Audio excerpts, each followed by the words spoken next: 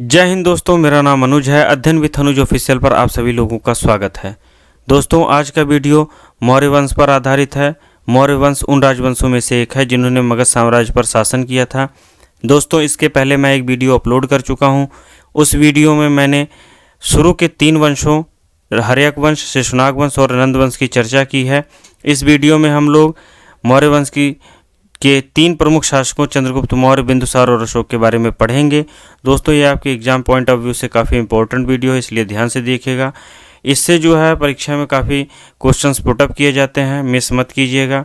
दोस्तों, मगध की बात करें तो मगध 6ठी शताब्दी ईसा पूर्व या कहें उत्तर वैदिक काल के उत्तरार्ध में जो सामाजिक एक तरह से उदय था, समाज में लोगों की स्थिरता थी, जीवन में स्थिरता आ जाती है। लोहे के विकास, लोहे के आविष्कार और लोहे के उपयोगिता के कारण लोगों का जीवन सरल हो जाता है। कृषि के कारण लोगों के जीवन में स्थिरता आती है, कृषि अधिशेष होने लगता है और लोग एक अस्थायी जीवन जीने लगते हैं। धीरे धीरे क्या होता है कि एक प्रभुत्व वर्ग का उदय होता है। वो प्रभुत्व वर्ग राजनीतिक शक्ति के रूप में सत्ता स्थापित करता है। कई छोटे बड़े राज्यों का निर्माण होता है। क्योंकि उस समय राज्य को महाजनपद कहा जाता था, इसलिए जो है हम लोग 16 महाजनपदों के बारे में पढ़ने को हमें मिलता है, जो कि बौद्ध ग्रंथ अंगुत्तर निकाय से हमें जानकारी मिलती है कि 16 महाजनपद थे। उन्हीं में एक था मगध महाजनपद, जिसके वास्तविक संस्थापक का श्रेय हर्यक वंश के शासक बिंबिसार को जाता है। और समय समय पर कई राजवंशों ने मगध की धरती पर शासन किया था। और इसी कड़ी में आज हम लोग जो है वहाँ का चौथा प्रमुख राजवंश था मौर्य वंश, उसके बारे में पढ़ेंगे। इसके पहले मैं वीडियो में 3 उन राजवंशों की मैंने बात की थी, जैसे हर्यक वंश जो कि मगध साम्राज्य का वास्तविक संस्थापक माना जाता है। उसके बाद शिशुनाग वंश, फिर नंद वंश। और नंद वंश के अंतिम शासक घनानंद को युद्ध में पराजित कर मौर्य शासक चंद्रगुप्त मौर्य ने मौर्य वंश की 321 ईसा पूर्व में स्थापना की थी। दोस्तों, मौर्य वंश के शासकों की बात करें तो भगवत पुराण के अनुसार मौर्य वंश के 10 शासकों का उल्लेख जो है भगवत पुराण में किया गया है, जबकि वायु पुराण में सिर्फ 9 ही शासकों का उल्लेख किया गया है। तो ये 10 शासकों की मैंने सूची एक तैयार की हुई है। जो अंतिम शासक इसका था वो बृहद्रथ था, जो 185 ईसा पूर्व 2 वर्षों तक उसने शासन किया था। तो आइए दोस्तों, ध्यान से देखिएगा ये वीडियो। आइए शुरू करते हैं। दोस्तों, मौर्य साम्राज्य की स्थापना या मौर्य वंश की स्थापना चंद्रगुप्त मौर्य के द्वारा चाणक्य की मदद से होती है। इसने जो है 321 ईसा पूर्व में मौर्य वंश की स्थापना की थी। इसने अपनी राजधानी पाटलिपुत्र को बनाया था। प्रथम राजधानी अगर बात करें तो मौर्य वंश की पाटलिपुत्र थी, जो आधुनिक पटना है। ये शुरुआती गंगा के मैदानी भागों में था। आधुनिक बिहार और बंगाल की बात कर सकते हैं। ये क्षेत्र जो है उस समय के मगध राज्य या मौर्य वंश के अधीन आते थे। 137 वर्षों तक मौर्य वंशियों ने शासन किया है भारत पर। और दोस्तों, चाणक्य मौर्य वंश का चंद्रगुप्त के शासन में मंत्री था, इनका मित्र था, जिनकी मदद से इन्होंने घनानंद को पराजित किया था। इन्होंने एक पुस्तक लिखी थी अर्थशास्त्र, जो कि राजनीति पर आधारित है।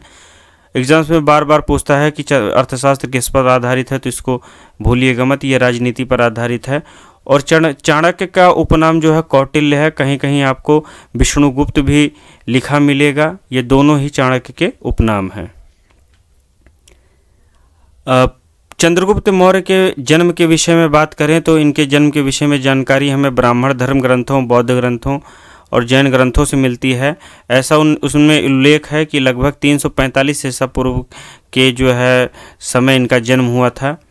और इनके दोस्तों वंश की या जाति की बात करें तो ब्राह्मण ग्रंथों में विष्णु पुराण में जो टीकाएँ जिन पर लिखी गई हैं, या मुद्रा राक्षस में एक टीका लिखी गई है, पर धुंडीराज ने टीका लिखी है, तो उसमें उल्लेख किया है विशाख दत्त ने कि मुद्रा राक्षस विशाख दत्त द्वारा लिखी गई है। इसको याद रखिएगा।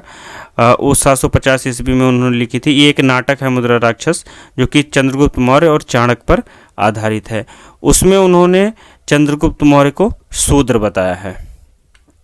दोस्तों, ये पॉइंट्स कुछ हैं, याद कर लीजिए इनको। चंद्रगुप्त मौर्य ने 321 ईसा पूर्व में चाणक्य की सहायता से नंद वंश के अंतिम शासक घनानंद को युद्ध में पराजित करके मौर्य वंश की स्थापना की थी। अगर एग्जाम्स में पूछता है कि नंद वंश का अंतिम शासक कौन था, तो आप लोगों को घनानंद याद रखना है। और मौर्य वंश की स्थापना जो है चंद्रगुप्त मौर्य ने की थी, ये भी याद रखना है। दोस्तों, चंद्रगुप्त मौर्य की बात करें तो चंद्रगुप्त मौर्य जब अपने राज्य को स्थापित करता है तो साम्राज्य विस्तार के लिए तत्पर था और वो अपने साम्राज्य का विस्तार करता रहता है। लेकिन उसी समय की बात है जब सिकंदर का सेनापति सेल्यूकस निकेटर अपनी महानता की नींव डाल रहा होता है। सेल्यूकस निकेटर जो है सिकंदर का एक सेनापति होता है। और जब भारत पर सिकंदर ने आक्रमण किया था 326 ईसा पूर्व में, पंजाब के शासक पोरस के साथ उसका युद्ध होता है, जो बीतस्ता या हाइडेस्पिस का युद्ध कहलाता है, बहुत ही फेमस है, ये एग्जाम्स में पूछता है, याद रखिएगा। झेलम नदी के तट पर हुआ था। वितस्ता का जो आधुनिक नाम है वो झेलम है, वितस्ता प्राचीन काल में कहा जाता था। तो वहाँ पर दोनों के मध्य संधि होती है। उसके बाद राजनीतिक व्यवस्था भारत में उथल पुथल होता है, फिर आगे चल करके मौर्य वंश की स्थापना होती है। लेकिन क्या होता है कि जब वो मृत्यु उसकी हो जाती है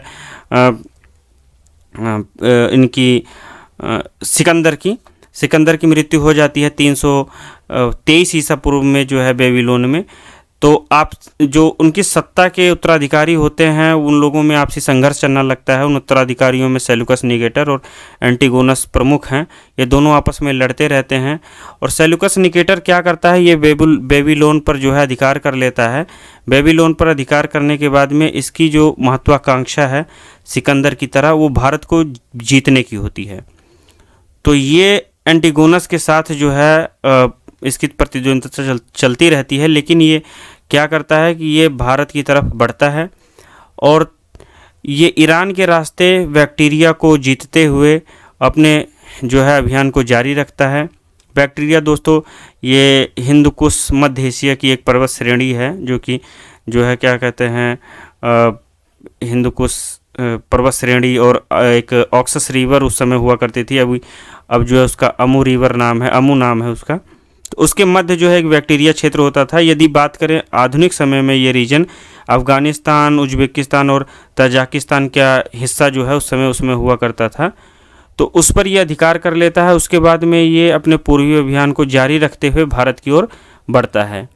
305 से 4 में जो है ईसा पूर्व में ये काबुल के मार्ग से होते हुए सिंधु नदी की तरफ बढ़ता है और चंद्रगुप्त की सेना से इसका सामना होता है। ये जो है इन दोनों के मध्य जो चंद्रगुप्त के और सेल्यूकस निकेटर के मध्य जो युद्ध होता है वो 305 ईसा पूर्व में होता है, याद रखिएगा इसको। तो दोनों में युद्ध होता है। युद्ध में जो है ये पराजित हो जाता है सेल्यूकस निकेटर, क्योंकि इसे लगता है कि जो सिकंदर के समय की स्थिति थी भारत की वही होगी। इसी महत्वाकांक्षा को लेकर के, इसी उद्देश्य को लेकर के वो भारत की तरफ बढ़ता है। लेकिन स्थितियां बदल चुकी थी। मौर्य साम्राज्य का जो शासक था चंद्रगुप्त मौर्य, वो जो है बहुत ही शक्तिशाली था, वो उसको पराजित करता है। और पराजित करने के बाद में जो है इन दोनों के बीच में संधि होती है। आश्चर्य की बात यह है कि सबसे बड़ी बात इसमें यूनानी और रोमन लेखक जो हैं वो सेल्यूकस निकेटर और चंद्रगुप्त के बीच जो युद्ध हुआ है उसको लेकर के कोई विस्तृत ब्यौरा प्रस्तुत नहीं करते हैं। उन्होंने बहुत ज़्यादा नहीं लिखा है। हाँ, एपियानस जो है एक लेखक हुआ जो कि रोमन निवासी था, लेकिन ये जो है ग्रीक इतिहासकार था। इसके बारे में थोड़ा जान लेते हैं। इसका जन्म अलेक्जेंड्रा में हुआ था। अलेक्जेंड्रा वही शहर है जिसकी स्थापना 331 ईसा पूर्व में सिकंदर ने की थी। ये एक मेडिटेरेनियन पोर्ट सी है, इजिप्ट में है, अभी भी है। तो इन्होंने ही लिखा है कुछ। इन्होंने कहा कि सेल्यूकस के सिंधु नदी पार करने पर चंद्रगुप्त मौर्य से युद्ध होता है 305 ईसा पूर्व में और अंततः दोनों की संधि हो जाती है। सेल्यूकस निकेटर अपनी पुत्री कर्नेलिया का विवाह चंद्रगुप्त मौर्य के साथ कर देता है। और आगे जो है ये लिखते हैं कि सेल्यूकस निकेटर अपनी संधि शर्तों के अनुसार 4 प्रांत काबुल, कंधार, हेरात, मकरान चंद्रगुप्त को दे देता है। ये 4 प्रांत जो है उसको दिए जाते हैं चंद्रगुप्त मौर्य को। और जस्टिन लिखते हैं, जस्टिन एक लैटिन हिस्टोरियन है, ये रोमन साम्राज्य में रहा करते थे। इन्होंने लिखा है कि चंद्रगुप्त ने से संधि करके और अपने पूर्वी राज्य को शांत करके सेल्यूकस जो है एंटीगोनस से युद्ध करने वापस चला जाता है। एंटीगोनस जैसे मैंने बताया कि वो भी जो है सिकंदर का ही सिकंदर के उत्तराधिकारियों में से एक था। जब सिकंदर की मृत्यु हो जाती है 323 ईसा पूर्व में, तो जो है ये भी एक उत्तराधिकारी था उन्हीं में से, और इसका जो है इसने भी मैसिडोनिया और ग्रीस पर अपना अधिकार कर लिया था, ये वहाँ पर शासन कर रहा था।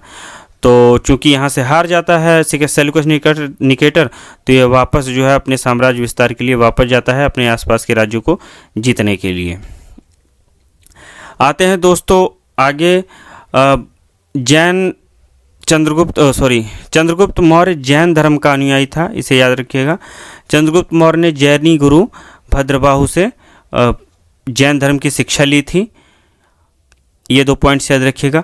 प्लूटार्क के अनुसार चंद्रगुप्त ने सेल्यूकस निकेटर को 500 हाथियाँ उपहार की थी। दोस्तों यहाँ हाथियाँ होना था, मैंने मिस कर दिया, मैं लिख नहीं पाया, उसको ध्यान रखिएगा। प्लूटार्क ने जो है ऐसा उल्लेख किया है कि ये जो है 500 हाथियाँ उपहार चंद्रगुप्त के द्वारा जो है सेल्यूकस को दी गई थी।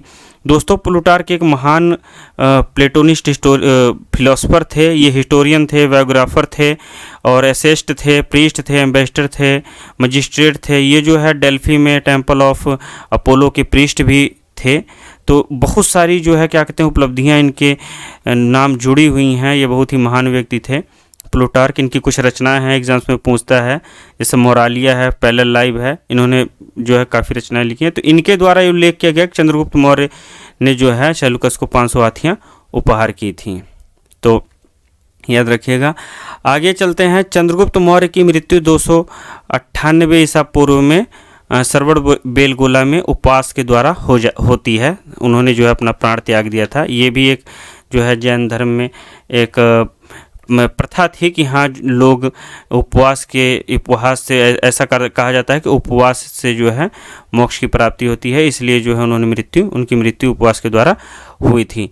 सरवण बेलगोला आपके एग्जाम पॉइंट ऑफ व्यू से जो है बहुत ही इम्पोर्टेंट है, इससे बिल्कुल मिस मत कीजिएगा। सरवण बेलगोला मैसूर ज़िले में स्थित है, कर्नाटक जो है राज्य के मैसूर ज़िले में स्थित है। यहाँ पर भगवान ऋषभ देव के जो पुत्र थे बाहुबली, उनकी प्रतिमा लगी हुई है। यहीं पर उन्हें मोक्ष की प्राप्ति हुई थी, ऐसा कहा जाता है। और ऋषभ देव को ही गोमटेश या गोमटेश्वर कहा जाता है। उनकी 57 फीट की जो प्रतिमा है उसका निर्माण गंगवंश के एक मंत्री हुए थे चामुंडा राय, उन्होंने 981 ईस्वी में कराई थी। तो आपके लिए याद करने के लिए कुछ पॉइंट्स हैं इसमें। गोमतेश्वर की मूर्ति कहाँ पर स्थित है या बाहुबली की मूर्ति कहाँ पर स्थित है, तो वो सरवण बेलगोला में स्थित है या फिर कर्नाटक में स्थित है या मैसूर में स्थित है। ये 57 फीट की है। अगर इसके निर्माण की बात करें तो चामुंड राय ने की थी, जो गंगवंश के मंत्री थे 981 ईस्वी में, इसे याद रखिएगा। आगे चलते हैं मेगास्थनीज। दोस्तों मेगास्थनीज ये जो है सेल्यूकस निकेटर का राजदूत था, जो कि संधि के अनुसार चंद्रगुप्त मौर्य के दरबार में आया था। जब जो है चंद्रगुप्त मौर्य युद्ध जीत जाते हैं तो उनमें जो है संधि होती है। उसके बाद में मेगास्थनीज राजदूत के रूप में चंद्रगुप्त मौर्य के राज्य में रहने लगता है। और ये जो है यहाँ पर रहते हुए इंडिका नामक पुस्तक की इसने रचना की, उसमें भारत का एक सुंदर वर्णन किया है। मेगास्थनीज के अनुसार सम्राट का जनता के सामने आने के अवसर पर शुभ यात्रा के रूप में जश्न मनाया जाता था। इस तरह से ऐसा जश्न मनाया जाता है था कि जैसे मान लो कि कोई त्यौहार चल रहा हो। आगे ये लिखता है कि उसके अंगरक्षक सोने और चांदी से अलंकृत हाथियों पर सवार रहते थे। कुछ अंगरक्षक पेड़ों को लेकर चलते हैं। इन पेड़ों पर प्रशिक्षित तोतों का झुंड रहता है, जो सम्राट के सिर के चारों ओर चक्कर लगाता रहता है। राजा सामान्यतः हथियारबंद महिलाओं से घिरे होते हैं। खाना खाने से पहले खास नौकर उसे चखते हैं। राजा लगातार 2 रात एक ही कमरे में नहीं सोते हैं। ये इस तरह से जो है उन्होंने इंडिका में वर्णन किया मेगास्थनीज ने, जो है चंद्रगुप्त मौर्य के शासन के काल को। और आगे मेगास्थनीज लिखते हैं कि पाटलिपुत्र का वर्णन करते हुए लिखते हैं कि पाटलिपुत्र भारत का सबसे बड़ा नगर है। यह नगर गंगा और सोन के संगम पर बसा हुआ है। इसकी लंबाई 9.5 मील और चौड़ाई 2.25 मील है। नगर के चारों ओर दीवार हैं, जिसमें 64 द्वार और 570 दुर्ग बने हुए हैं। नगर के अधिकांश मकान लकड़ी के बने हैं। इस तरह से वो नगर पाटलिपुत्र की जो है का उल्लेख करता है अपने रचना में।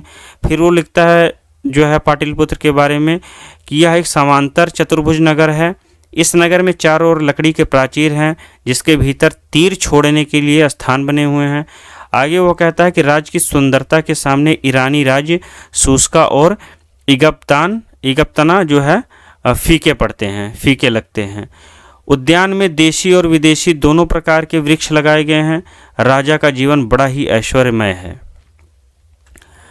भवन के सरोवर में बड़ी बड़ी मछलियां पाली जाती हैं। सम्राट प्रायः अपने भवन में ही रहता है और युद्ध, न्याय तथा आखेड़ के समय ही वो बाहर निकलता है। दरबार में अच्छी सजावट होती है और सोने चांदी के बर्तनों से आंखों में चकाचौंध पैदा होती है। दोस्तों, इस तरह से मेगास्थनीज ने मौर्य वंश की जो प्रशंसा की है, मौर्य वंश के बारे में जो लिखा है, एक जो है सौंदर्यपूर्ण वर्णन जो है इनकी रचना में इंडिका में किया गया है। कुछ इतिहासकार, कुछ विद्वान जो है इसे एक काल्पनिक मानते हैं, इसको सत्य नहीं मानते हैं। फिर भी जो है हमें जो है इतिहास से मतलब है, जो हमारे एग्जाम से में जो आता है, जैसा उन्होंने वर्णन किया है उसको पढ़ना है। तो आगे लिखते हैं, मेगास्थनीज की सेना के छोटे बड़े सैनिकों को राजकोष से नगद वेतन दिया जाता है। सेना के काम और प्रबंध में राजा स्वयं दिलचस्पी लेता है। रण क्षेत्रों में वे शिविरों में रहते हैं और सेवा और सहायता के लिए राज्य से उन्हें नौकर भी दिए जाते हैं। ये जो है दोस्तों वर्णन था जो कि मेगास्थनीज के द्वारा चंद्रगुप्त मौर्य के शासनकाल में किया गया था। अब आते हैं बिंदुसार पर। बिंदुसार जो 298 ईसा पूर्व में से 273 ईसा पूर्व तक मौर्य वंश का शासक रहा। ये चंद्रगुप्त का पुत्र था। तो शुरू करते हैं। चंद्रगुप्त मौर्य का पुत्र बिंदुसार इसका उत्तराधिकारी हुआ। ये मौर्य वंश की गद्दी पर 298 ईसा पूर्व में बैठता है। वायु पुराण में बिंदुसार को जो है भद्रसार कहा गया है, जबकि जैन साहित्यों में जो है, जैन ग्रंथों में इन्हें सिंहसेन कहा गया है। ये याद रखिएगा दोस्तों कि जो है बिंदुसार चंद्रगुप्त मौर्य का पुत्र था और वायु पुराण में इसका उल्लेख भद्रसार के रूप में और जैन ग्रंथों में सिंहसेन के रूप में हुआ है। यूनानी लेखकों ने इसे जो है अमित्रोकेट्स कहा है, ये भी याद रखिएगा। विद्वानों के अनुसार अमित्रकेटे या अमित्रोकेट्स या जो है इसे जो है संस्कृत में विद्वानों ने अमित्रघात कहा है या अमित्रघात कहा है, जिसका मतलब होता है, जिसका अर्थ होता है शत्रुओं का नाश करने वाला। ये भी पूछता है कि अमित्रकेट या अमित्रघात किसके लिए जो है किसके संबंध में उल्लेख हुआ है इसका, तो इसे याद रखिएगा बिंदुसार की। जैन ग्रंथों के अनुसार बिंदुसार की माता का नाम दुर्धरा था और थेरवाद परंपरा के अनुसार वह ब्राह्मण धर्म का अनुयायी था। यह अमित्रघात याद रखिएगा जो कि बिंदुसार का उपनाम था। आगे दोस्तों देखते हैं कि स्ट्रैबो के अनुसार सेल्यूकस निकेटर के जो उत्तराधिकारी एंटियोकस प्रथम थे, उन्होंने अपने राजदूत डाइमेकस को बिंदुसार के दरबार में भेजा था। इसी को मेगास्थनीज का उत्तराधिकारी मानते हैं।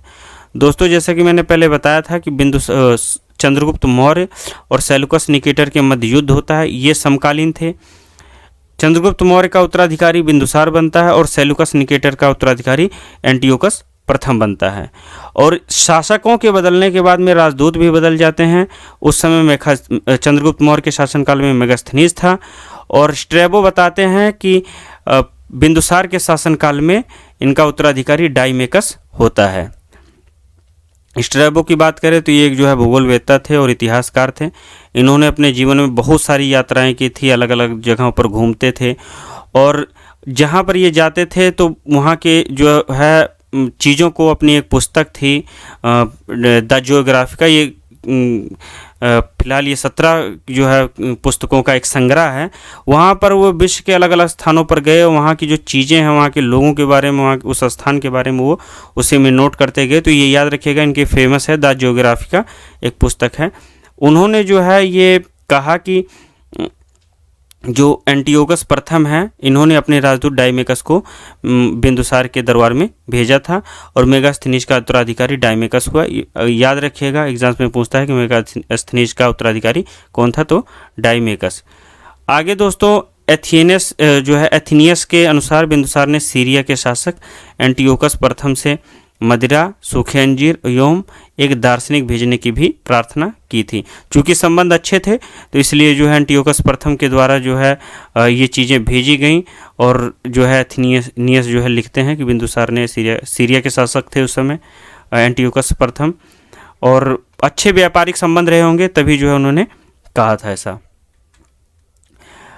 आगे चलते हैं। प्लिनी के अनुसार जो है टोलेमी सेकंड फिलाडेल्फस ने डायोनियस को बिंदुसार के जो है दरबार में नियुक्त किया था। ये भी जो है एक राजदूत थे, और जो है ये मिस्र के राजदूत थे। ये इनके बारे में भी मैंने बताया, एंटियोकस प्रथम ये सीरिया के शासक थे। तो दोस्तों इस तरह से आप समझ सकते हैं कि भारत के जो मौर्य साम्राज्य था, इन लोगों का शासन और इन लोगों के संबंध जो है विदेशों से भी थे, और ये जो है सीरिया मिस्र से अच्छे व्यापारिक संबंध थे इन लोगों के।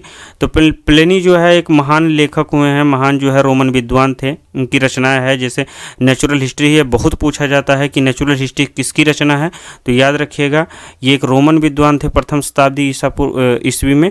तो इन्होंने जो है नेचुरल हिस्ट्री लिखी है, इसको याद रखिएगा नेचुरल हिस्ट्री। तो इन्होंने जो है लिखा कि जो डायोनियस है जो है ये बिंदुसार के दरबार में राजदूत के रूप में आया था। इसे जो है मिस्र के जो राजा हैं टोलेमी सेकंड फिलाडेल्फियस, इन्होंने भेजा था। आगे आते हैं। पुराणों के अनुसार बिंदुसार ने 24 वर्षों तक शासन किया था, किंतु एक महावंश जो है ग्रंथ है उसके अनुसार वो 27 वर्षों तक शासन उन्होंने किया। जो डॉक्टर राधा कुमार मुखर्जी जो हिस्टोरियन है, इन्होंने बिंदुसार की मृत्यु को 272 निर्धारित किया, ईसा पूर्व 272 निर्धारित किया है, और कुछ अन्य विद्वान मानते हैं कि बिंदुसार की मृत्यु 270 ईस्वी में हुई थी। दोस्तों इसके बाद में जो है आते हैं अशोक के ऊपर। अशोक, जिन्हें द ग्रेट अशोक या अशोक महान भी कहा जाता है, इनका शासनकाल आता है 269 ईसा पूर्व में ये गद्दी पर बैठते हैं, और 232 ईसा पूर्व तक ये जो है शासन करते हैं। ये जो है बिंदुसार के पुत्र थे। जब बिंदुसार की मृत्यु होती है तो 269 ईसा पूर्व में मगध की गद्दी पर बैठते हैं। इनका जन्म 304 ईसा पूर्व में माना जाता है, और उस समय की जो राजनीतिक स्थिति थी, जो इनके जो है बिंदुसार के पुत्रों में आपसी संघर्ष होता है, और भाइयों से जो है लड़ते हुए ऐसा कहा जाता है कि इन्होंने अपने कई भाइयों की हत्या भी कराई। उसके बाद जो है गद्दी पर बैठते हैं। 272 ईसा पूर्व में अशोक को राजगद्दी मिली, और 232 ईसा पूर्व तक जो है इन्होंने शासन किया था। दोस्तों क्या होता है कि आरंभ में अशोक भी अपने पितामह चंद्रगुप्त मौर्य और पिता बिंदुसार की भांति युद्ध के द्वारा साम्राज्य का विस्तार करने में लग जाते हैं। वो जहाँ पर जाते हैं मारते हैं, राज्यों को जीतते हुए किसी भी तरह की कोई परवाह नहीं करते हैं। लोगों को जो है, आम लोगों भी जो है, जैसा कि जानते हैं कि आप लोग युद्ध जब होता है तो आम लोगों का उसमें मरना तय है, तो इस तरह से अपने साम्राज्य का विस्तार करते रहते हैं। सम्राट अशोक सीरिया के राजा एंटियोकस द्वितीय और कुछ अन्य यवन राजाओं का समसामयिक था, समकालीन था, जिनका उल्लेख 8वें शिलालेख में किया गया है कि जब व्यापारिक संबंध थे बाहर से लोगों के, तो जो है इन्होंने जो शिलालेख इन्होंने जो है लिखवाए हैं, जिसका उल्लेख जो है 8वें शिलालेख में किया गया है कि एंटियोकस द्वितीय इनके समकालीन थे। इससे विदित होता है कि अशोक ने ईसा पूर्व 3री शताब्दी के उत्तरार्ध में राज्य किया है, किंतु उसके राज्याभिषेक की कोई जानकारी नहीं मिलती है। अशोक ने 40 वर्षों तक राज्य किया, इसलिए राज्याभिषेक के समय वह युवक ही रहा होगा। अशोक के राज्यकाल के प्रारंभिक 12 वर्षों का कोई सुनिश्चित विवरण नहीं मिलता है। आगे चर्चा करते हैं। आरंभ में अशोक भी अपने पितामह की तरह, दोस्तों ये स्लाइड दोबारा आ गई थी, तो आगे चर्चा करते हैं तक्षशिला और कलिंग पर विजय। दोस्तों किस तरह से अशोक गद्दी पर बैठते हैं और आगे अपने युद्ध अभियान को जारी रखते हैं। तो तक्षशिला और कलिंग जो युद्ध होता है, ये जो है राज्य अभिषेक के 9वें वर्ष तक जो है परंपरागत नीति के अनुसरण करते हुए जो है अशोक ने देश के अंदर साम्राज्य का विस्तार किया, कई जो है राज्यों को जीता, और दूसरे देशों से भी जो है इन्होंने मैत्रीपूर्ण संबंध स्थापित किए। जैसा कि मैंने बताया कि भी 8वें शिलालेख में जो है एंटियोकस द्वितीय का उल्लेख मिलता है, तो जाहिर सी बात है कि उन लोगों से व्यापारिक संबंध इनके अच्छे रहे होंगे, इसलिए जो है इसमें उल्लेख किया गया है, और उसी के अनुसार ये तिथि के अनुसार पता लगता है कि इन्होंने ईसा पूर्व 3री शताब्दी में जो है शासन किया होगा। इन्होंने जो है अशोक के द्वारा खस नेपाल को जीता जाता है। तक्षशिला का विद्रोह ये शांत करते हैं। अपने 9वें वर्ष में लगभग 261 ईसा पूर्व में अशोक ने कलिंग पर विजय प्राप्त की। ये इनके जीवन को परिवर्तित करने वाला साल था, और कलिंग युद्ध पूरे तरह से मौर्य साम्राज्य के इतिहास को बदलने वाला युद्ध था। ऐसा प्रतीत होता है कि नंदवंश के पतन के बाद कलिंग स्वतंत्र हो गया था। प्लिनी की पुस्तक में उद्धृत मेगास्थनीज के विवरण के अनुसार, जो कि प्लिनी ने मेगास्थनीज की जो पुस्तक है उससे विवरण को लेकर के चर्चा की है। चंद्रगुप्त के समय में कलिंग एक स्वतंत्र राज्य हुआ करता था। अशोक के शिलालेखों के अनुसार युद्ध में मारे गए, जो कलिंग युद्ध है उसमें मारे गए तथा कैद हुए सिपाहियों की संख्या 2.5 लाख थी। इससे भी कई गुना सिपाही युद्ध में घायल हुए थे। तो दोस्तों, अशोक के जीवन में कलिंग युद्ध जिस तरह से भीषण तबाही मचाई थी इन्होंने, ये जो है उनके जीवन को परिवर्तित करने वाला, उनमें जो है उनके आत्म परिवर्तन करने वाला ये समय था। और यहाँ पर कलिंग युद्ध बहुत भीषण हुआ है। भारतीय इतिहास में जो है ये एक महत्वपूर्ण युद्ध है। तो मगध की सीमाओं से जुड़े हुए ऐसे शक्तिशाली राज्य की स्थिति, जो कि उन्हें डर था कि जो है उस समय खारवेल शासक था कलिंग का, तो ये जो है उदासीन नहीं रह सकते थे। इन्होंने जो है इस राज्य से कटु अनुभव प्राप्त किए थे और सुरक्षा की दृष्टि से इन्होंने जो है कलिंग को जीतना आवश्यक समझा। इसलिए जो है ये कलिंग पर युद्ध करते हैं, कलिंग पर हमला करते हैं। विजित कलिंग राज्य मगध साम्राज्य का एक अंग हो गया। तोसली इसकी राजधानी हो गई। तोसली को कलिंग की राजधानी बनाया गया। कलिंग युद्ध में हुए नरसंहार, विजित देश की जनता के कष्टों को देख करके अशोक की अंतरात्मा पूरी तरह से द्रवित हो जाती है, अंतरात्मा को आघात पहुंचता है।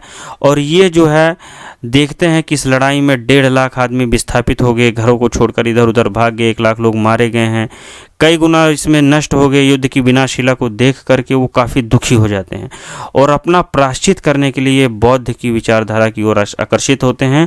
बौद्ध धर्म की ओर इनका झुकाव होता है और बौद्ध धर्म को ग्रहण कर लेते हैं। और अशोक के हृदय परिवर्तन ऐसे होता है। अब बात करेंगे युद्ध की भीषणता का अशोक पर गहरा प्रभाव पड़ा। अशोक ने युद्ध की नीति को सदा के लिए त्याग दिया और दिग्विजय के स्थान पर धम्म विजय की नीति को अपनाया। दिग्विजय का मतलब जैसे कि कोई जो है पूरे देश को, पूरी दुनिया को जीतने के लिए निकला हो, लेकिन उसको जो है देख रहा है कि कितनी तबाही मच रही है, लोग मर रहे हैं मेरे कारण से, तो वो इन सब चीज़ों को छोड़ करके कल्याणकारी समाज की स्थापना करने के लिए अपने जीवन को समर्पित कर दे। अब एक नए युग का आरंभ होता है यहीं से। यह युग शांति, सामाजिक प्रगति तथा धर्म प्रचार का था, किंतु इसके साथ साथ राजनीतिक गतिरोध और सामरिक कुशलता भी दिखाई देने लगी। ये जाहिर सी बात है दोस्तों, यदि कोई भी राजा अपनी सक्रियता को कम कर देगा, राजनीतिक जो है सैन्य शक्तियाँ जो है शिथिल पड़ जाएंगी और उसमें जो है सामरिक कुशलताएँ, जो आसपास के राजा हैं या जो सेना के अधिकारी हैं, बहुत सारी जो है ऐसी चीज़ें होती हैं जिनमें गतिरोध उत्पन्न होने लगता है, सामरिक आवेश होने लगता है, छीणता आने लगती है, उत्साह में छीणना आने लगती है, तो साम्राज्य पतन की ओर बढ़ने लगता है। और यही जो है मौर्य वंश के साथ भी हुआ था। कलिंग की प्रजा तथा कलिंग की सीमा पर रहने वाले लोगों के प्रति कैसा व्यवहार किया जाए, इस संबंध में भी अशोक ने 2 आदेश जारी किए थे। इन्होंने कहा, धौली और जो है जौगढ़ में 2 आदेश चस्पा किए गए, वहाँ पर लिखवाए गए। तो वहाँ पर ये आदेश तोसली और समापा के महामात्यों, उच्च अधिकारियों को संबोधित करते हुए लिखे गए थे कि सम्राट का आदेश है कि प्रजा के साथ पुत्रवत व्यवहार किया जाए, जनता को प्यार किया जाए, अकारण बिना किसी कारण के किसी को भी कारावास में दंड मत दिया जाए या यातना न दी जाए, उन्हें प्रताड़ित न किया जाए। ऐसा जो है अशोक ने लिखवा दिया था। और उसके बाद कहते हैं कि जनता के साथ न्याय किया जाना चाहिए। सीमांत जातियों को आश्वासन दिया गया कि उन्हें सम्राट से कोई भय नहीं करना चाहिए, उन्हें राजा के साथ व्यवहार करने से सुख ही मिलेगा, कष्ट नहीं मिलेगा। राजा यथाशक्ति उन्हें क्षमा करेगा, वे धर्म का पालन करें। लोगों से अपील की गई कि वो धर्म का पालन करें, यहाँ पर उन्हें सुख मिलेगा और मृत्यु के बाद उन्हें स्वर्ग मिलेगा। ऐसी चीज़ें जो है युद्ध के बाद, कलिंग युद्ध के बाद लोग जब उनके जीवन में परिवर्तन आता है, आत्मा में परिवर्तन आता है, तो ऐसी चीज़ों का उल्लेख उन्होंने जो है लिखवाया था। ऐसा उन्होंने चस्पा करवाया, ऐसी नोटिस उन्होंने जो जारी की थी कि लोग जो है सुखी रहें, शांत जो है एक समाज की स्थापना की जा सके। दोस्तों आगे आते हैं अशोक के शिलालेखों पर। इसके संदर्भ में हम लोग बात करेंगे। इससे जो है सवाल बहुत पूछे जाते हैं, इससे एग्जाम्स में बहुत जो है क्वेश्चंस पुटअप किए जाते हैं, को ध्यान से देखिएगा। मौर्य सम्राट अशोक के इतिहास की संपूर्ण जानकारी उसके शिलालेखों से ही मिलती है, उसके अभिलेखों से ही मिलती है। यह माना जाता है कि अशोक को अभिलेखों की प्रेरणा ईरान के राजा डेरियस से मिली थी। अशोक के लगभग 40 अभिलेख प्राप्त हुए हैं। ये ब्राह्मी, खरोष्ठी, अरमाइक और ग्रीक लिपियों में लिखे गए हैं। ये 4 लिपियाँ याद रखिएगा कि अशोक के शिलालेख या अशोक के अभिलेख ब्राह्मी, खरोष्ठी, अरमाइक और ग्रीक लिपियों में मिले हैं। सम्राट अशोक के ब्राह्मी लिपि में लिखित संदेश का सर्वप्रथम जो की खोज जो है उसे जो है सर्वप्रथम अलेक्जेंडर के सहकर्मी जेम्स प्रिंसप ने पढ़ा था। दोस्तों यहाँ पर जो है अलेक्जेंडर और इनकी बात की गई है, लेकिन खोज जो है जहाँ तक कि मैं बात करूँ, इसको मैं भूल गया था इसमें ऐड करना, तो मैं आपको बता देता हूँ कि जो पाद्रेटी पैंथेलर थे उन्होंने जो है इसकी खोज की थी 1750 ईस्वी में।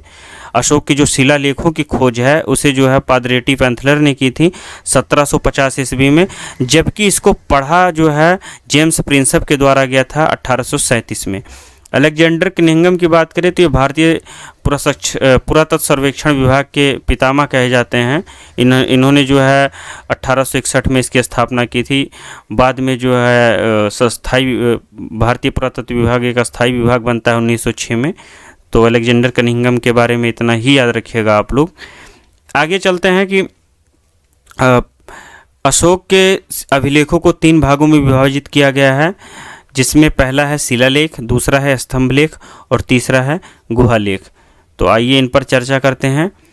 14 दीर्घ शिलालेख जो हैं, जिनकी मैंने अभी चर्चा की थी कि उनकी खोज पैंथेलर ने की थी, ये जो है 14 है इनकी संख्या। तो इन्हें बृहद शिलालेख भी कहा जाता है। ये 8 स्थान, ये अलग अलग देश के अलग अलग 8 स्थानों से प्राप्त हुए हैं।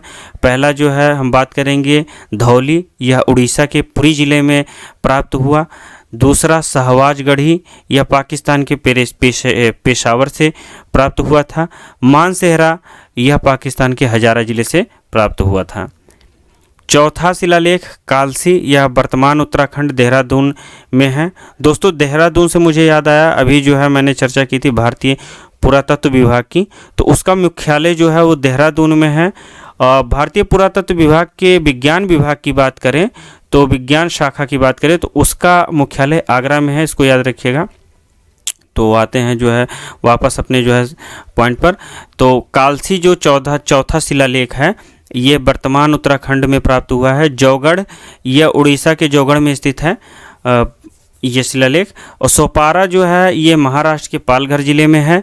एरागुडी, यह आंध्र प्रदेश के कुर्नूल जिले में स्थित है। और गिरनार, यह काठियावाड़ में जूनागढ़ के पास है। 14 शिलालेखों के वर्णित जो है ये चीज़ें जो है, सॉरी दोस्तों मैं फिर से जो है बता देता हूँ, ये 14 शिलालेख हैं। ये वो 8 स्थान है जहाँ से ये जो है शिलालेख प्राप्त हुए हैं। ये 8 स्थानों को याद रखिएगा। अब हम लोग जो है 14 बृहद शिलालेखों के जो वर्णित जो विषय हैं उनमें क्या लिखा गया है, किस तरह का उल्लेख किस चीज़ के बारे में लिखा गया है उसकी बात करेंगे। तो प्रथम शिलालेख है, उसमें ऐसा उल्लेख किया गया है, ऐसा आदेश जारी किया गया था कि किसी भी पशु का वध न किया जाए तथा राजकीय मनोरंजन तथा उत्सव किसी भी तरह का आमोद प्रमोद न किया जाए, ऐसा राजा का आदेश है। प्रथम शिलालेख में ऐसा जो है लिखा गया था। द्वितीय शिलालेख जो है उसमें कहा गया था कि मनुष्यों और पशुओं के लिए चिकित्सालय खुलवाना है, उनमें औषधि की व्यवस्था करना है। मनुष्यों और पशुओं के कल्याण के लिए मार्गों पर छायादार वृक्ष लगवाए गए, पानी की व्यवस्था के लिए कुएं खुदवाए गए थे। आगे तीसरे शिलालेख की बात करें तो तीसरे शिलालेख में वर्णन किया गया कि राजकीय पदाधिकारियों को आदेश दिया गया कि प्रति 5 वर्षों के बाद धर्म प्रचार के दौरे पर जाएं। सभी राज्य पदाधिकारी 5 वर्ष तक नौकरी करें, उसके बाद हर 5 वर्ष के बाद वो धर्म प्रचार के लिए एक दौरा करें और धर्म प्रचार करें। चतुर्थ शिलालेख जो था उसमें कहा गया है कि राजकीय पदाधिकारियों को आदेश दिया जाए या दिए गए हैं कि व्यवहार के सनातन नियमों जैसे नैतिकता और दया का सर्वत्र प्रचार करें, लोगों को एक कल्याणकारी समाज की स्थापना के लिए प्रेरित करें। इस अभिलेख में भेरी घोष की जगह धम्म घोष की घोषणा भी की गई है। इसमें पूछता है कि भेरी घोष की जगह धम्म घोष की जो है घोषणा किस अभिलेख में की गई, तो चतुर्थ अभिलेख में शिलालेख में की गई थी। दोस्तों पंचम जो शिलालेख है इसमें धर्म महामात्रों की नियुक्ति तथा धर्म और नैतिकता के प्रचार प्रसार के लिए आदेश दिया गया था, आदेश का वर्णन किया गया है। और षष्ठ जो शिलालेख है, राजकीय पदाधिकारियों को स्पष्ट आदेश दिया गया था उसमें कि सर्वलोक हित से संबंधित कुछ भी प्रशासनिक सुझाव मुझे किसी भी समय और या किसी भी स्थान पर दिए जा सकते हैं, और इसमें आत्मनियंत्रण की भी शिक्षा दी गई है। सप्तम शिलालेख, सभी जाति संप्रदाय के व्यक्ति सब स्थानों पर रह सकें क्योंकि वे सभी आत्मसंयम में हृदय की पवित्रता चाहते हैं। जो अष्टम शिलालेख है, इसमें राज्याभिषेक के 10वें वर्ष अशोक ने संबोधि या बोध गया की यात्रा पर धर्म यात्राओं का प्रारंभ करवाया। ब्राह्मण एवं श्रमण के प्रति उचित बर्ताव करने का भी उपदेश इसमें दिया गया है अष्टम शिलालेख में। नवम शिलालेख की बात करें तो नौवें शिलालेख में दास एवं सेवकों के प्रति भी शिष्टाचार का अनुपालन करें, जानवरों के प्रति उदारता, ब्राह्मणों एवं श्रमण के प्रति उचित बर्ताव करने का आदेश इसमें भी दिया गया। आते हैं 10वें शिलालेख में, इसमें जो है आदेश जारी किया गया कि राजा तथा उच्च अधिकारी हमेशा प्रजा के हित में ही सोचें। और 11वें शिलालेख में कहा गया कि 11वें शिलालेख में धम्म की व्याख्या की गई है। 12वें शिलालेख में स्त्री महामात्रों की नियुक्ति। दोस्तों 5वें शिलालेख में महामात्रों की जो है नियुक्ति के संबंध में वो शिलालेख है, और जो 12वां शिलालेख है इसमें स्त्री महामात्रों की नियुक्ति के संबंध में जानकारी दी गई है और सभी प्रकार के विचारों के सम्मान की बात की गई है। अंतिम दो जो शिलालेख हैं उसमें 13वां शिलालेख जो है वो बहुत ही इम्पोर्टेंट है, बहुत ही महत्वपूर्ण है। इसमें कलिंग युद्ध का वर्णन है और अशोक के हृदय परिवर्तन की बात की गई है। बहुत एग्जाम में पूछता है कि हृदय परिवर्तन जो है किस शिलालेख में किया गया, या फिर कलिंग युद्ध की जो जानकारी हमें मिलती है वो किस शिलालेख से मिलती है, तो 13वां शिलालेख है। इसी में 5 यवन राजाओं के नाम का उल्लेख है जहां उसने धम्म का प्रचार किया था। ये जो है इसी में जैसा मैंने बताया था आपको एंटियोकस द्वितीय का जो के बारे में मैंने बात की थी, ये जो 13वें शिलालेख में है। दोस्तों चतुर्दश शिलालेख की बात करें तो अशोक ने जनता को धार्मिक जीवन बिताने के लिए जो है प्रेरित किया था। अब आते हैं लघु शिलालेखों पर। लघु शिलालेखों में जो है अशोक के लघु शिलालेख 14 दीर्घ शिलालेखों के मुख्य वर्ग में सम्मिलित नहीं है, जिसे लघु शिलालेख कहा जाता है। ये भी अलग अलग स्थानों से प्राप्त हुए हैं। पहला स्थान रूपनाथ है, ईसा पूर्व 232 का, यह मध्य प्रदेश के कटनी जिले में था, जो है वहाँ से ये प्राप्त हुआ है। और दूसरा जो है वो गुर्जरा है, यह मध्य प्रदेश के दतिया जिले में है। इसमें अशोक के नाम को अशोक कहा गया है। गुर्जरा अभिलेख से हमें पता चलता है कि अशोक का नाम अशोक था उस समय। इसे याद रखिएगा कि किस जो है अभिलेख में अशोक का नाम जो है संबोधित, अशोक को अशोक के नाम से संबोधित किया गया है, तो गुर्जरा अभिलेख से। एक इसमें जो है और आएगा, अभी आगे चल के मैं आप लोगों को बताता हूँ, इसको ध्यान रखिएगा। दूसरा जो अभिलेख है गुर्जरा, और मास्की अभिलेख है, अभी आते हैं उस पर भी। भाबरू अभिलेख जो कि यह राजस्थान के जयपुर के विराटनगर में मिला है। यह शिलालेख बौद्ध धर्म का अनुयायी होने के संबंध में सबसे बड़ा प्रमाण है। इसमें यह प्रमाण जो है आपको मिलेगा कि हाँ बौद्ध धर्म का यह अनुयायी हुआ अशोक। और यह अशोक के शिलालेखों में से एकमात्र ऐसा शिलालेख है जो बेलनाकार आकृति का है। मास्की पर आते हैं। मास्की फिर से मैं वही बता रहा हूँ कि जैसे मैंने बताया था गुर्जरा, और मास्की भी उन अभिलेखों में से है। 2 ही अभिलेख ऐसे हैं जिसमें अशोक को अशोक संबोधित किया गया है। यह कर्नाटक के रायचूर जिला में स्थित है। इस शिलालेख के माध्यम से सम्राट अशोक के साम्राज्य की दक्षिणी सीमाओं की जानकारी हमें प्राप्त होती है। आगे चलते हैं सासाराम, ये बिहार के शाहाबाद जिले में स्थित है यह अभिलेख। 6वां जो है अभिलेख है ये बांग्लादेश के पुंदरू नगर में स्थित है। इसके माध्यम से सम्राट अशोक के राज्य की पूर्वी सीमाओं की हमें जानकारी मिलती है। धम्म को लोकप्रिय बनाने के लिए अशोक ने मानव व पशु जाति के कल्याण हेतु पशु की हत्या पर भी प्रतिबंध लगा दिए थे। उनका कहना था कि धम्म एक जो है अगर धम्म का प्रचार करना है, लोगों के जीवन में कल्याणकारी या राज्य को कल्याणकारी बनाना है, तो उसके लिए ज़रूरी है कि मानव के साथ साथ पशु को भी और पशुओं के साथ साथ पक्षियों की भी हत्या पर पूरी तरह से प्रतिबंध लगा दिए जाएं। राज्य तथा विदेशी राज्यों में भी मानव तथा पशु के लिए अलग अलग चिकित्सा की व्यवस्था की गई थी अशोक के द्वारा। अशोक के महान पुण्य कार्य एवं स्वर्ग प्राप्ति का उद्देश्य बौद्ध के ग्रंथ संयुक्त निकाय में दिया गया है।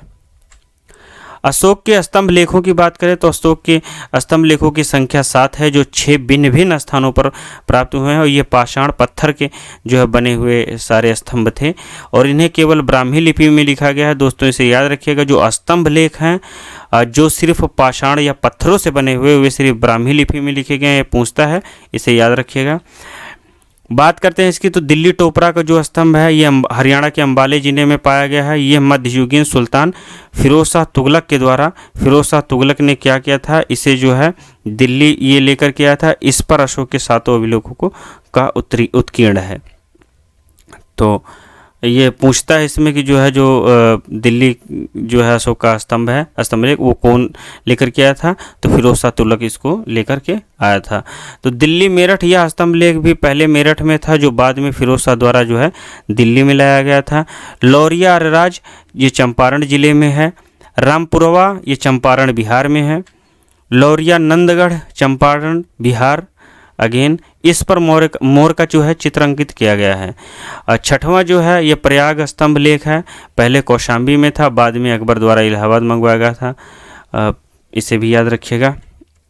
अशोक का जो 7वां अभिलेख है ये सबसे लंबा है। अशोक का सबसे छोटा स्तंभ लेख रोमनदेई है, इसे याद रखिएगा। अशोक का जो 7वां अभिलेख है वो सबसे लंबा अभिलेख है, और जो सबसे छोटा अभिलेख है वो रुम्मीदेई है। और इसी में लुम्बिनी में दम के दौरान अशोक द्वारा भू राजस्व को दर को घटा देने की घोषणा की गई है। कौशाम्बी के अभिलेख को रानी का अभिलेख भी कहा जाता है, इसे एग्जाम्स में पूछता है, इससे याद रखिएगा। 3-4 पॉइंट जो हैं, अशोक के 7वें शिलालेख जो सबसे लंबा है। अशोक का सबसे छोटा जो स्तंभ लेख है वो रुम्मीदेई है, और इसमें जो है लुम्बिनी में धम्म के दौरान जो अशोक ने घोषणा की थी भू राजस्व की दर की घटाने की, इसी में की गई है। और कौशाम्बी के अभिलेख को रानी का अभिलेख भी कहते हैं। अब अशोक के गुहा लेखों की बात करें, जो गुहा मतलब गुफा होता है, उन अभिलेखों की बात करें तो उन लेखों में जो है कहा गया है कि दक्षिण बिहार के गया जिले में स्थित बारबर नामक पहाड़ी दीवारों पर इसका जो है अंकन कराया गया है।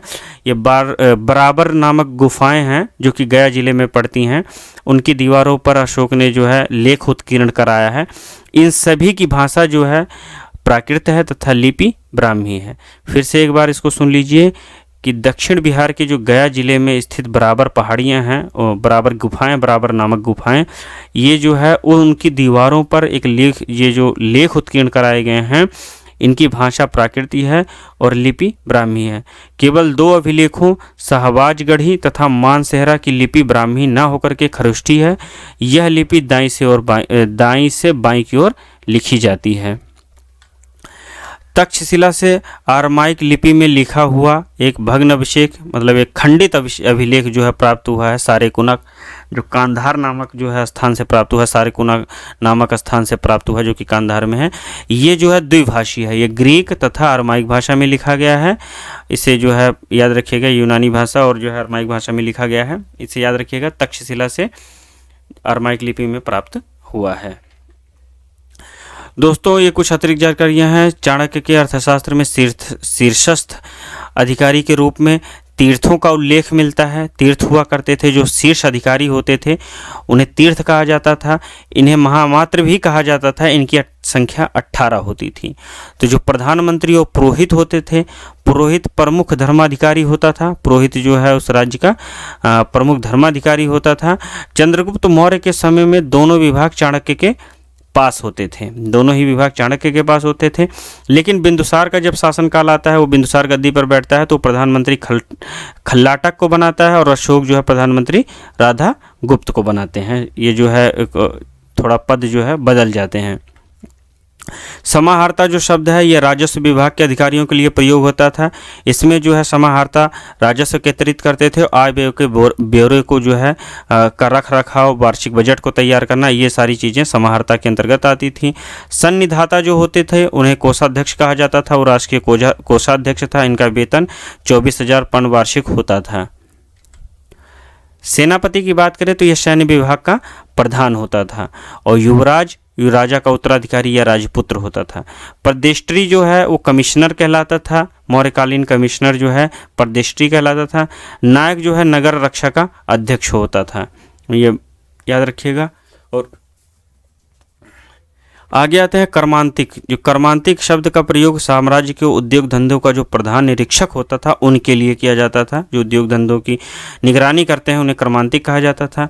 व्यवहारिक जो है वह होते थे जो न्यायालय के मुख्य न्यायाधीश होते थे, उन्हें जो है व्यवहारिक कहा जाता था।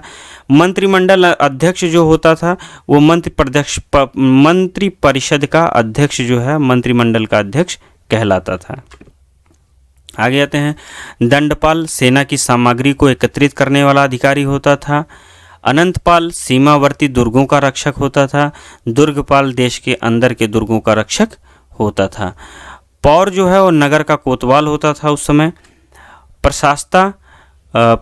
प्रशास्ता राजकीय आदेशों को लिपिबद्ध कराने वाला एवं राजकीय कागजातों को सुरक्षित रखने वाला अधिकारी तथा कारागार का अध्यक्ष होता था।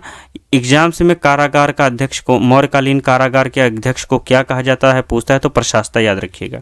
द्वारिक जो है क्या कहते हैं, द्वारिक जो है ये राजमहलों की देखरेख करने वाला प्रमुख अधिकारी होता था। 17वां जो है ये है अंतर्वेदिक अंतापुर का अध्यक्ष होता था। और औटविक जो है वे वन विभाग के प्रधान अधिकारी को कहा जाता था। तो दोस्तों ये थी जो है जो मैंने बताया जो 18 तीर्थ हैं अर्थशास्त्र में चाणक्य ने जिनकी रचना चाणक्य ने वो चर्चा की है तीर्थों की। अब आते हैं मौर्यकालीन सैन्य प्रशासन के ऊपर। तो मौर्यकालीन जो सैन्य प्रशासन था एक महत्वपूर्ण विभाग था, सेना विभाग था।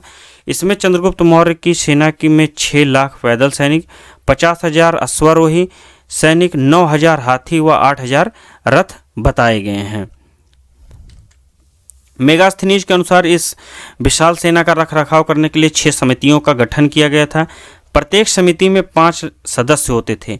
प्रथम समिति थी जल सेना की व्यवस्था करती थी। वो जो जल सेना होती है उनकी व्यवस्था, जैसे नेवी होती है आजकल वैसे ही जो है उस समय भी जल सेना होती थी। वो प्रथम समिति इनका रखरखाव, इनकी देखभाल करती थी, इनकी व्यवस्था करती थी। द्वितीय समिति जो है वो यातायात और रसद की व्यवस्था किया करती थी सेनाओं के लिए।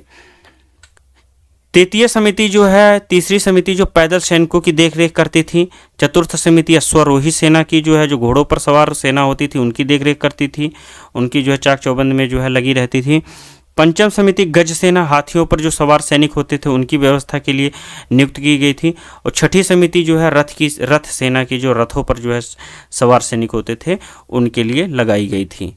दोस्तों मौर्यकालीन प्रांतीय प्रशासन की बात करें तो इस समय प्रांत सबसे बड़ी प्रशासनिक इकाई होती थी। स्टेट जो है वही सबसे बड़ा जो है एक प्रांतीय इकाई होता था। या केंद्रीय केंद्र की बात करें तो प्रांत कहलाते थे उस समय। प्रांतों का जो प्रशासन है वो राज परिवार के ही किसी व्यक्ति के पास होता था, जिसे अशोक के अभिलेखों में कुमार या पुत्र कहा गया है। केंद्रीय प्रशासन की बात करें तो केंद्रीय प्रशासन की भांति प्रांतीय प्रशासन की बात करें तो ये भी जो है केंद्रीय प्रशासन की भांति एक मंत्रिपरिषद होती थी। प्रांतीय मंत्रिपरिषद का केंद्र से सीधा संपर्क होता था, दोनों एक में जो है कनेक्ट होते थे। जैसे इस समय का जो है स्टेट और जो है सेंट्रल के साथ जो एक बॉन्ड है देश को चलाने को लेकर के, एकदम वैसी ही व्यवस्था रही होगी। प्रशासन की सुविधा के लिए अशोक ने अपने साम्राज्य को 5 प्रांतों में बांट रखा था, जो थे उत्तरापथ की राजधानी थी तक्षशिला। दक्षिणापथ की राजधानी सुवर्णगिरी थी। अवंती राष्ट्रध्वज जो था उसकी राजधानी उज्जैनी थी। प्राची जो पूर्वी प्रदेश में आता था उसकी राजधानी पाटलिपुत्र थी। और कलिंग जिसकी राजधानी तोशली हुआ करता था। इस तरह से 5 प्रांतों में अशोक ने अपने पूरे राज्य को प्रांतों को जो है 5 प्रांतों में बांट रखा था अपने साम्राज्य को।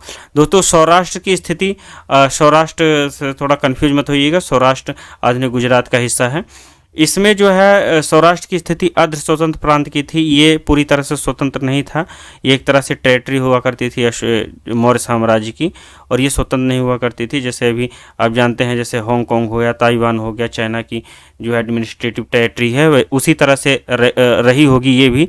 चंद्रगुप्त के समय में पुष्यगुप्त तथा अशोक के समय में तुषाप्स जो है यहाँ के एक प्रशासक हुआ करते थे। तरह से जो है शासन चलाने के लिए इन्हें नियुक्त किया जाता था। और इसकी जो जानकारी है ये हमें रुद्रदामन के जूनागढ़ अभिलेख से मिलती है। मौर्य काल में प्रांतों को जो है चक्र कहा जाता था, जो स्टेट होते थे वो चक्र कहलाते थे। प्रत्येक प्रांत में कई मंडल होते थे और जिन पर महामात्य नामक अधिकारी होते थे। महामात्य नामक अधिकारी जो है मंडल में शासन करता है। मंडलों के अधिकारियों के नाम प्रदेष्टा या प्रादेशिक भी होते थे। ये जो है मिलते हैं। प्रदेष्टा भी उन्हें कहा जाता था या प्रादेशिक भी कहा जाता था। आगे देखते हैं, मंडल जिलों में विभक्त थे। ये जो है कई जिलों में विभक्त हुआ करते थे, जिन्हें जैसे मान लीजिए आज का स्टेट है, आज स्टेट में जो है कई ज़िले होते हैं, उस समय भी मंडलों में कई ज़िले हुआ करते थे, जिन्हें आहार या विषय कहा जाता था। उन जिलों को उस समय आहार या विषय कहा जाता था। इनका जो प्रमुख अधिकारी होता था वो विषयपति या स्थानिक होता था। विषयपति या स्थानिक कहलाता था जिले का अधिकारी।